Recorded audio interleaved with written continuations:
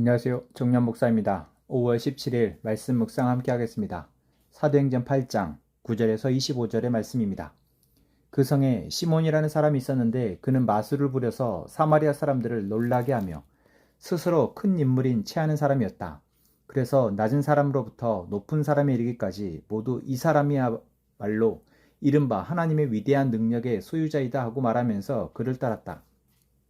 사람들이 그를 따른 것은 오랫동안 그가 마술로 그들을 놀라게 했기 때문이다. 그런데 빌립이 하나님 나라와 예수 그리스도의 이름에 관한 기쁜 소식을 전하니 남자나 여자나 다 그의 말을 믿고서 세례를 받았다. 시몬도 믿게 되었고 세례를 받은 뒤에 항상 빌립이 따라다녔는데 그는 빌립이 표징과 큰 기적을 잇따라 행하는 것을 보면서 놀랐다. 사마리아 사람들이 하나님의 말씀을 받아들였다는 소식을 예루살렘에 있는 사도들이 듣고서 베드로와 요한을 그들에게로 보냈다. 두 사람은 내려가서 사마리아 사람들이 성령을 받을 수 있게 하려고 그들을 위하여 기도하였다. 사마리아 사람들은 주 예수의 이름으로 세례만 받았을 뿐이요 그들 가운데 아무에게도 아직 성령이 내리시지 않았던 것이었다. 그래서 베드로와 요한이 그들에게 손을 얹으니 그들이 성령을 받았다.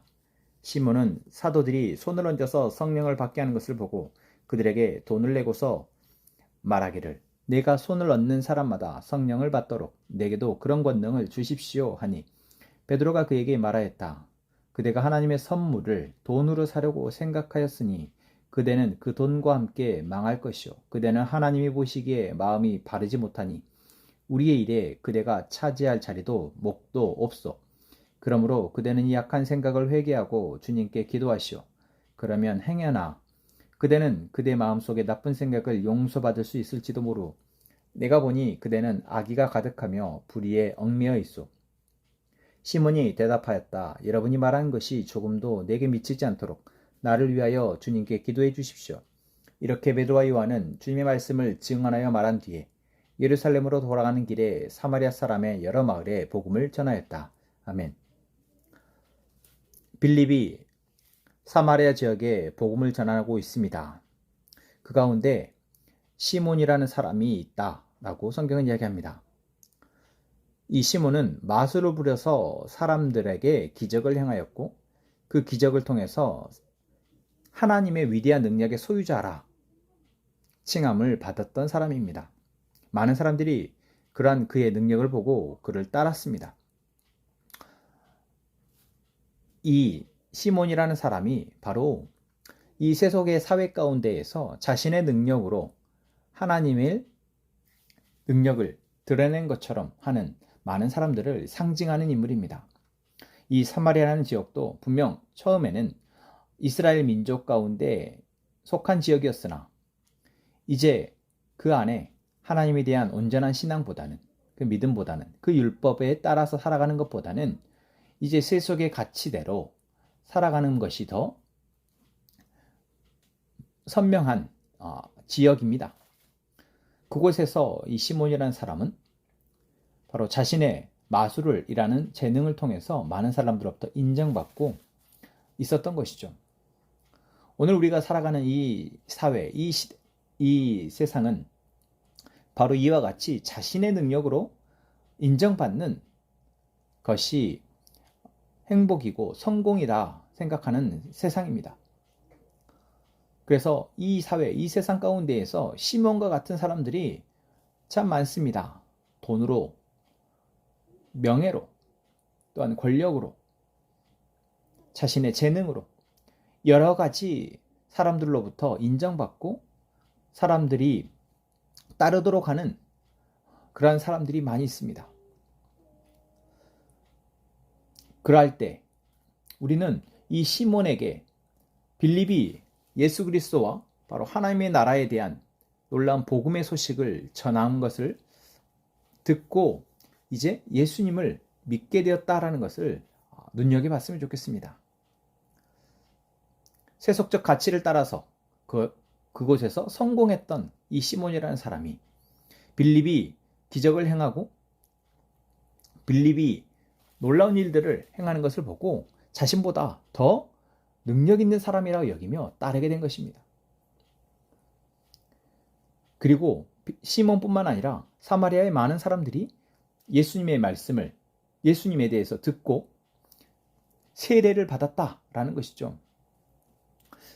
이때 이들이 예수님의 이름을 믿고 세례를 받은 것에 대해서 성경은 예수의 이름으로 세례만 받았을 뿐 그들에게는 아직 성령이 내리지 않았다라고 표현하고 있습니다.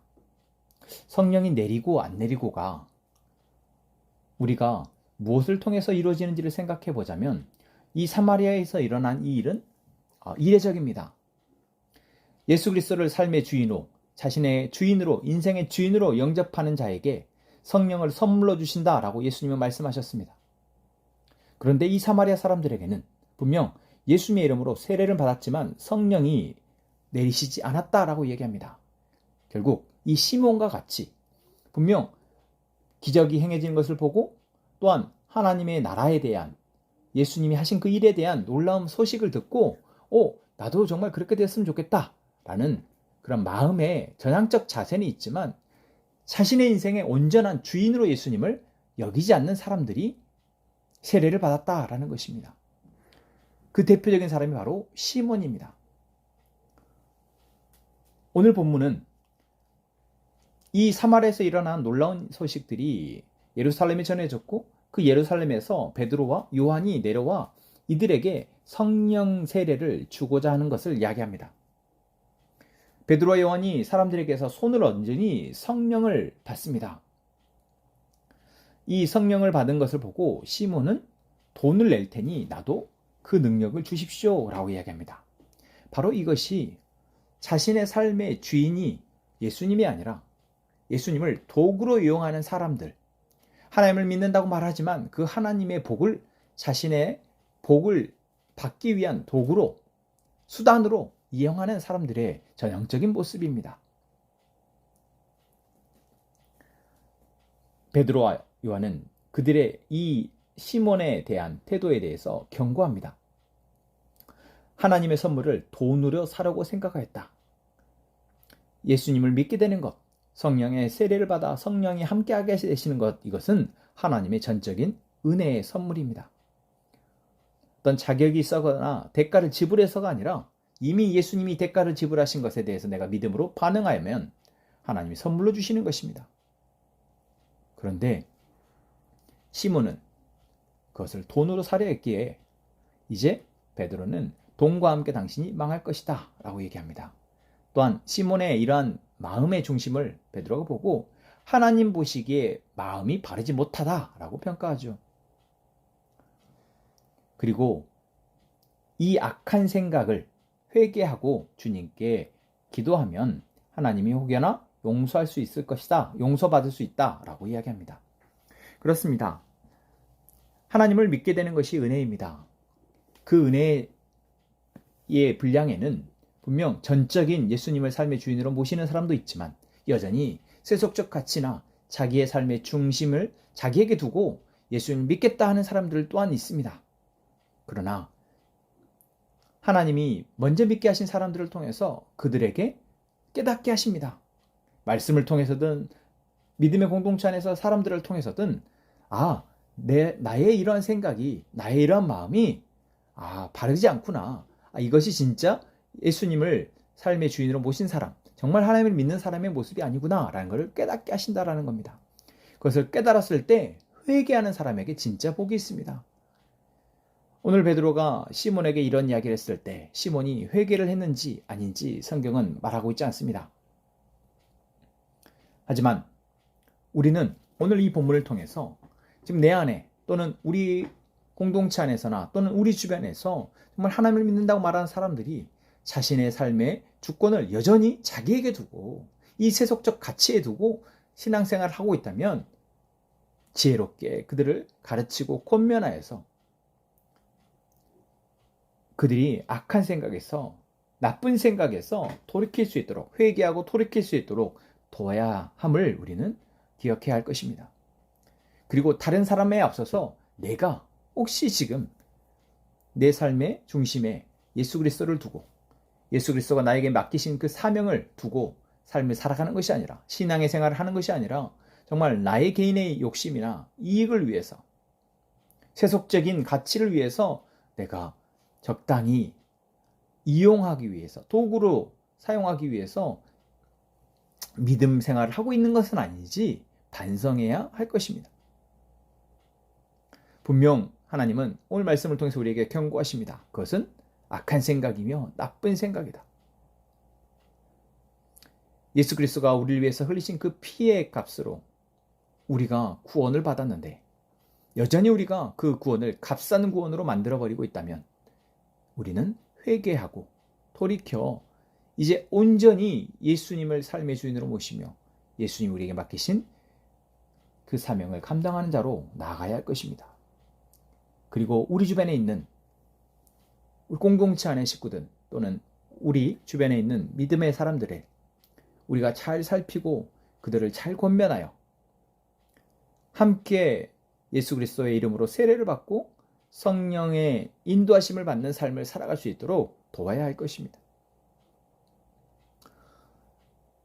처음에는 그러했으나 또한 변질되는 사람들 또한 있습니다. 결국 우리가 경계해야 할 것은 우리가 예수 그리스도를 삶의 주인으로 모시는 삶을 살아가고 있으며 그것이 마지막 때까지 계속해서 이어질 수 있을지, 계속 그 길을 가고 있는지를 계속해서 점검하고 살피는 것이다 라는 겁니다.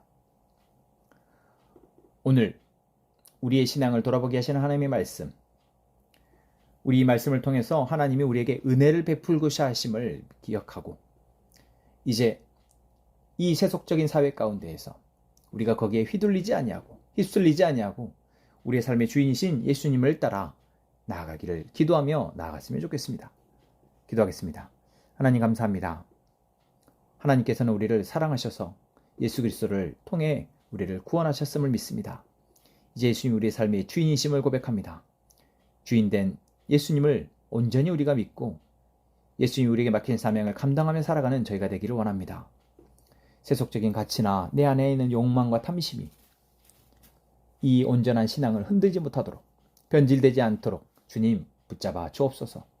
또한 우리 공동체 안에 또한 우리 주변에 정말 믿음의 자리에서 벗어나려고 하거나 또는 변질되라는 사람들이 있다면 우리가 정말 사랑의 마음으로 잘 가르치고 권면하여서 그 믿음의 길에서 벗어나지 않도록 온전한 그리스도의 사랑 안에 살아갈 수 있도록 돕는 저희가 될 수 있도록 하여 주옵소서.